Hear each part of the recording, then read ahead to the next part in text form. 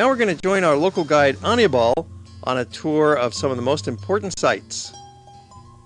Good afternoon, ladies and gentlemen. This afternoon we'll visit some important archaeological remains.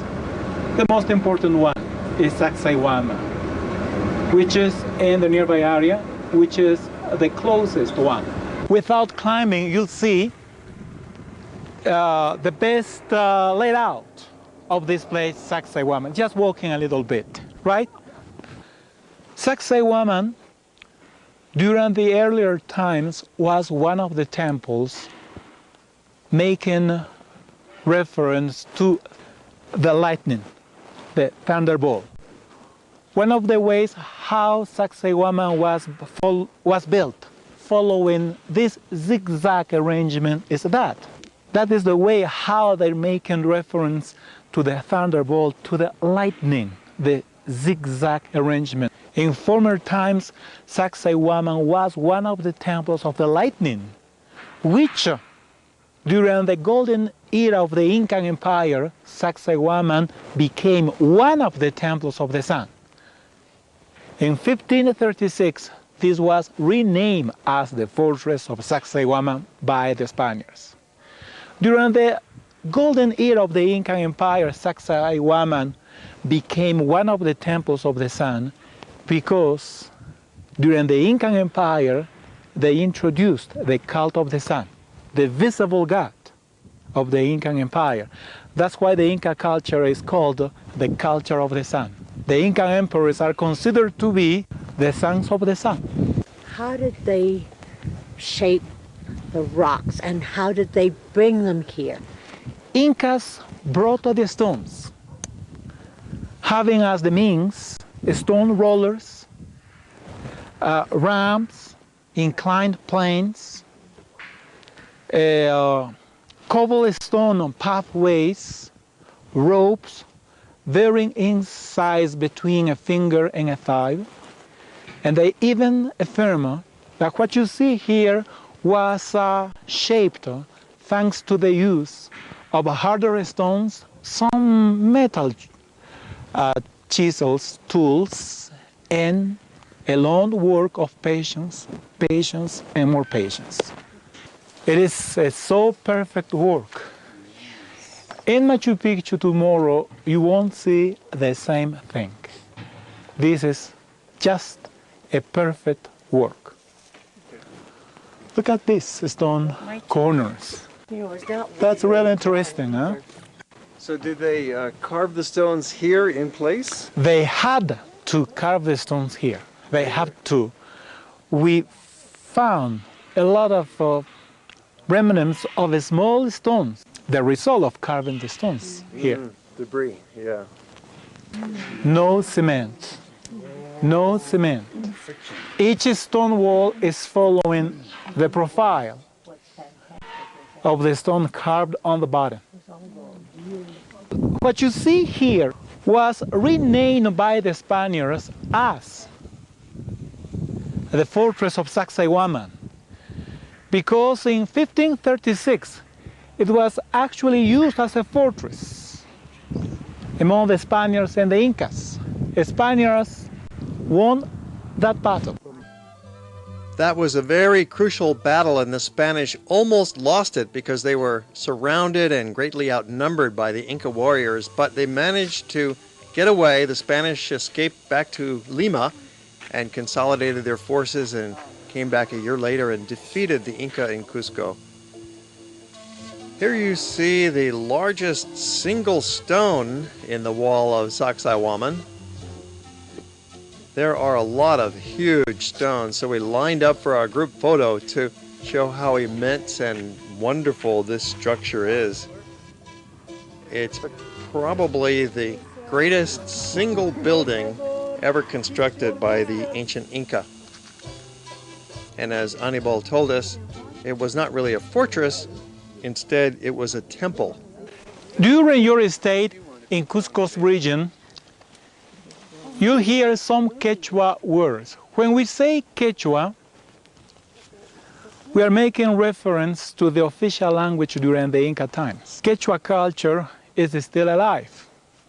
8 million of people right here in the highlands speak the Quechua language as their ancestors. Direct descendants of the Incas are the Quechua people.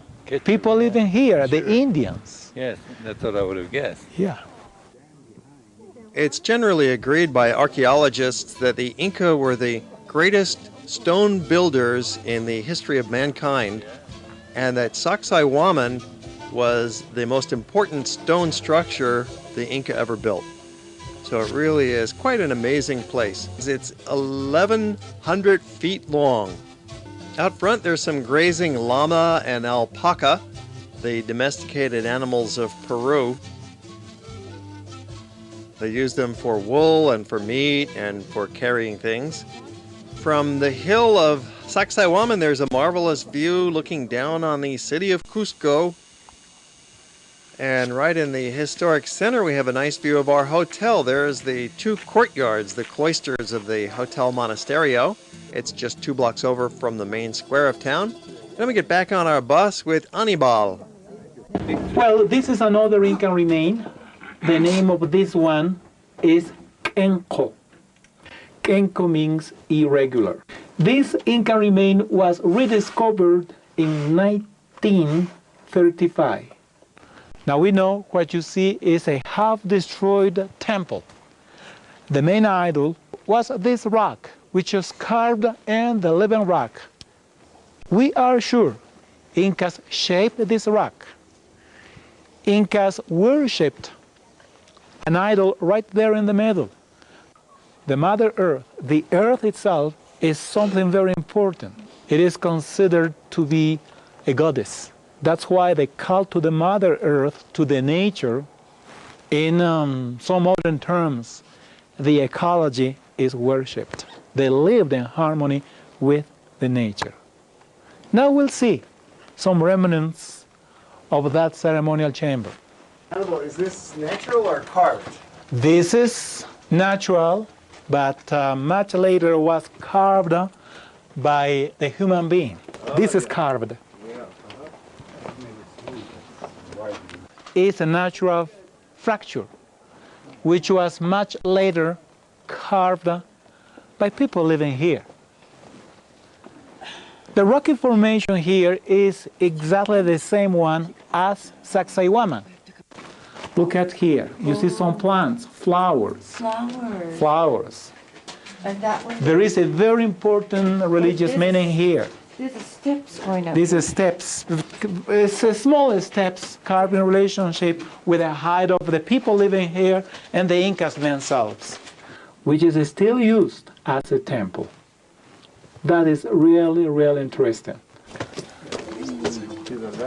You'll find that a visit to these prehistoric Inca sites is a very rewarding experience for anybody who's interested in architecture or art history, spiritualism, stone carvings, native peoples, South America in general. It's really a rich and rewarding experience. More of the llamas and alpacas, herded by the natives for meat and for the wool. They weave sweaters, they make different kinds of materials, and they still practice some traditional weaving. Here's the Backstrap Loom, and see how bright and colorful the fabric is. They really like to show off their materials here in Peru. And you can purchase the materials either as a little hat, you can buy sweaters, or you can just buy the blankets, buy the plain material itself, and make your own garment when you get home. You'll find it's a really good value. And you'll see weavers like this in some of the touristic areas and the gift shops. And they have their own factories where they produce the goods for sale. And see a few more of the sites in the surrounding areas just outside of Cusco. Into the surrounding areas, just a few miles away from town, you can stop off and take some pictures with the llama ladies. You'll find these herdsmen just outside of town waiting for you. They're doing double duty. They really do have their herd of llamas and alpacas, and also they want to display them for you so you can take pictures and give them a tip.